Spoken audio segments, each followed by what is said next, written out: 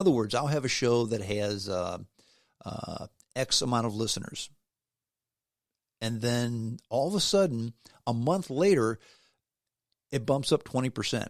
So something happened somewhere where a lot of people decided to listen to this one podcast for some reason. Now, is it because somebody listened to it and shared it with their friends? Is it because they went onto a website and that website just featured me for some reason and somebody clicked on that? I'm not really sure why. But it's interesting the way these sources showed up. Traditionally, I have a lot of listeners in Canada too, which again makes sense. But the statistics are interesting, and where people listen and when they listen are interesting as well. The sources of the podcast, how do they listen? Where do they get the podcast? Number one is Apple Podcasts. More people download off of Apple Podcasts, the iTunes app, than any other. In fact, 67% in the last 7 days use the Apple Podcast download vehicle. 38% over the last 30. Spreaker, only 10% in the last 30 days. 10% in the last 7 days, whereas it was 33% in the last 30 days. Spotify, about 10%. JioSavan, the Indian website, about 5% of all people who listen to the podcast in the last 7 days downloaded using the JioSavan website. Interesting. And there's other in there, Podcast Cast or Podcast it's called, Google Podcasts, that's about 3%. And then there's Chrome, there's TuneIn, there's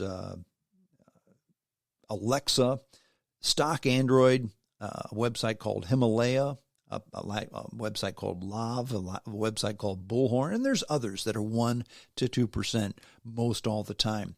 I suspect you have one or two people out there who like to use one or two specific download sites, and there's tons of them out there. I've mentioned them before. I'll go over the list. This is just a microcosm is where you can pick up the James Strong Show podcast. You can pick up it on iTunes. That's the Apple Podcast site.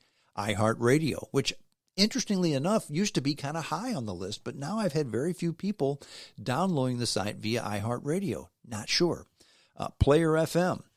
You can pick it up off of Facebook, Twitter, TuneIn, Radio Online, the podcast app, YouTube. That's another one. I used to have people who listen on YouTube, not so much anymore, which makes sense because YouTube to me is more of a video site, and I don't do video. Kind of amazed me that anybody would use a video website to listen to the podcast, but they did.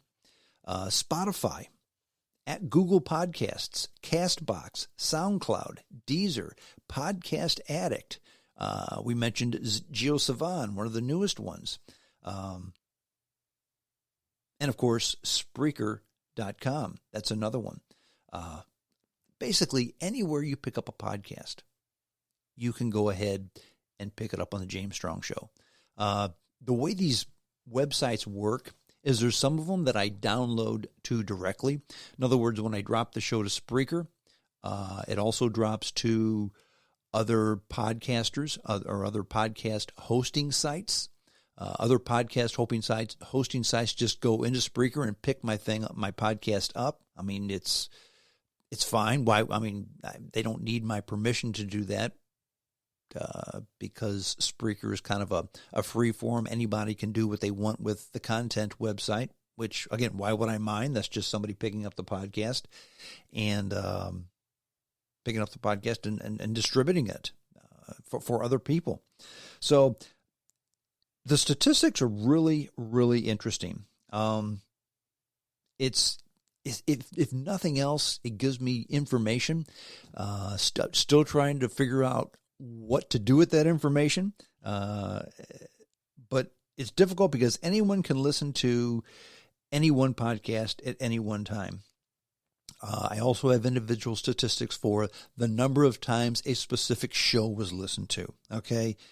And there's certainly a plethora of people out there. I mean, the last 20 podcasts, Carter Bussart, or He was the Bigfoot hunter. Romana Powers, the psychic intuitive. The Mad Dog, Colin Shoei. I mean, just a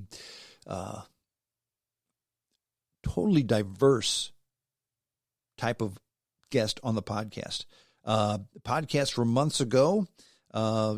People probably, I mean, you can download a podcast from months or years ago, and it shows up as a statistics from a podcast that was downloaded today. So in other words, if you go to a podcast in 2018 and download it this afternoon, it's going to show as a download from today. So a download from today doesn't necessarily mean that today's show was downloaded. Does that make sense? So again, I could get more detailed information from Spreaker, but they want some more money. I'm not quite willing to open up my wallet any bigger. Not quite yet anyway. The goal of the James Strong Show podcast, okay?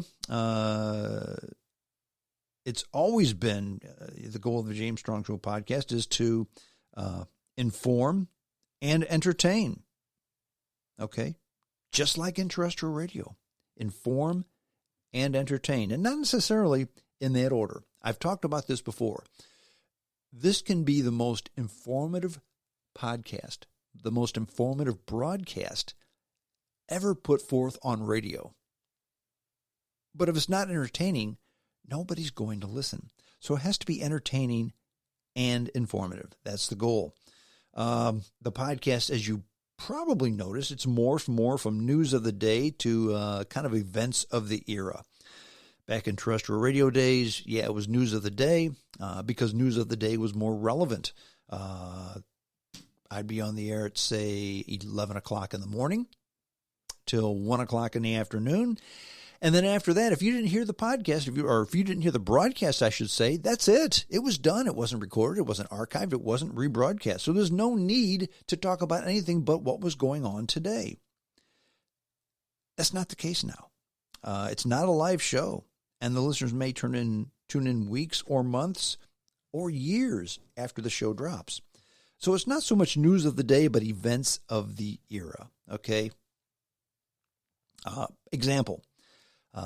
This was recorded on Saturday morning, October the 3rd. Last night, the Cardinals and the Padres played in the deciding game of the wild card series. Padres won. It's all over.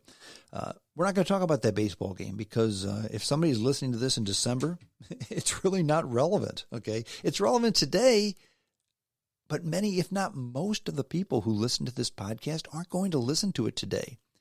They may not listen to it this week. They may not listen to it until next week or the week after or the month after, okay? So that's why we don't talk about news of the day so much. It's more events of the era. It's not a live show, okay? You probably have noticed that I've strayed away from politics for the most part. Not completely, because politics are just, they're a way of life in this country, especially this time of year, especially for the next month or so as we ramp up to the November elections, the presidential elections, okay? And some guests, like the Gray Falcon, I mean, politics are in his DNA. We did a podcast, the Gray Falcon and I, on vampires, because he's written a book about vampires that he's looking to publish in the very near future. And he managed to weave politics into talking about vampires, which that's just how he rolls, okay? So some guests are always going to talk about politics, and I enjoy having those people on, and I would never want to alter the way they do things, okay? But the other reasons I don't talk about politics is there's many reasons. Everybody does politics. Absolutely everybody. Politics are kind of the fast food hamburger of talk radio. And what I mean by that is if you want to get a fast food hamburger, you can go to McDonald's, you can go to Wendy's, you can go to Burger King, or I guess it's Hardee's now, dating myself. There's many places you can get a fast food hamburger. Why would I want to put a fast food hamburger out there like everybody else? I'm not going to do it. Just recently, Megyn Kelly from Fox News, from NBC, She's now doing a podcast. Hillary Rodham Clinton is going to do a podcast, okay? These are famous people that everybody knows. They're going to do a podcast, and it's going to be about politics. Good for them. I'm not about to compete with Megyn Kelly, Hillary Rodham Clinton, all the Fox people, all the MSNBC people. I'm not going to do that because that's just too big of an arena filled with too many famous people, and I would get lost in the shuffle.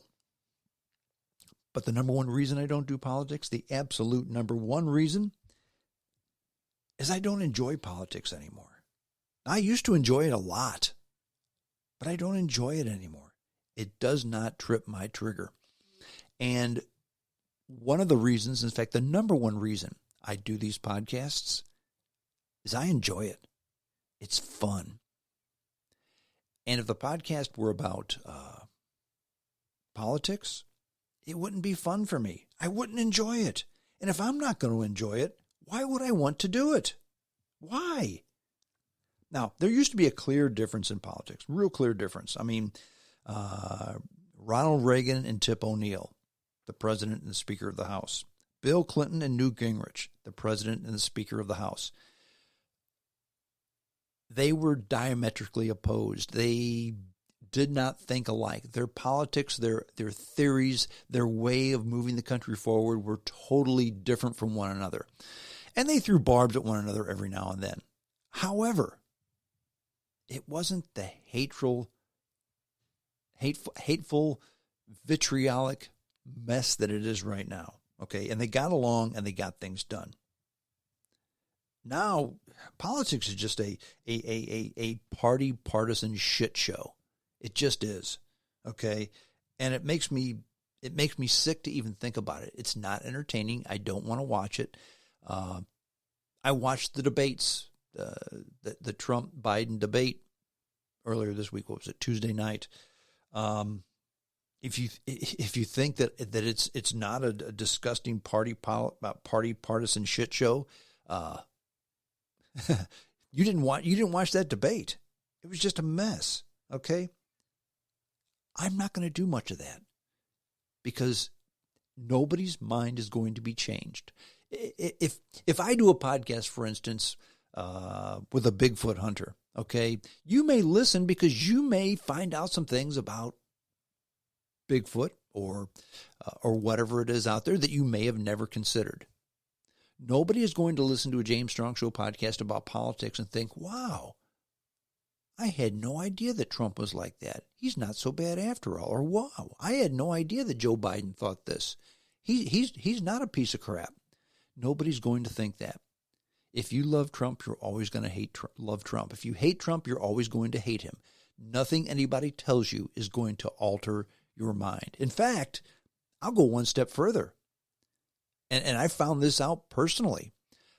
Whether you're a Biden guy or a Trump guy, a Republican or a Democrat, if you're not 100% on board, people will cancel you. They'll be done with you. And that's on both sides, okay? That's what I found out. And to me, that's bizarre. I've made the statement before. People say, well, do you agree with fill in the blank all the time? And of course I don't. I don't agree with myself all the time, okay? So if I don't agree with myself all the time, there's no candidate out there that I'm going to be 100% on board with, okay? But that's not the way it works nowadays. Entertaining and inform, plus informing, okay? Politics, that's what I'm trying to do on the podcast, to entertain and inform. And if it's not entertaining for me, nobody wants to hear smack against their guy or gal. They just don't want to hear it. And if they don't want to hear it and I don't want to talk about it, why would I move forward with it? So that's why I've strayed away from politics big time. Will I ever go back to talking about politics more? Maybe. I can't see how that could possibly happen, but it could. Anything's possible. The last 20 podcasts, in fact, the goal has been to have a mix between just a solo podcast like this one and a podcast with guests. The last 20 podcasts, 10 have been solo, 10 have been with guests. So I guess mission accomplished. And by the way, that mix will continue. I'm still going to sit solo on the mic sometimes. I enjoy that, but I'm also going to have guests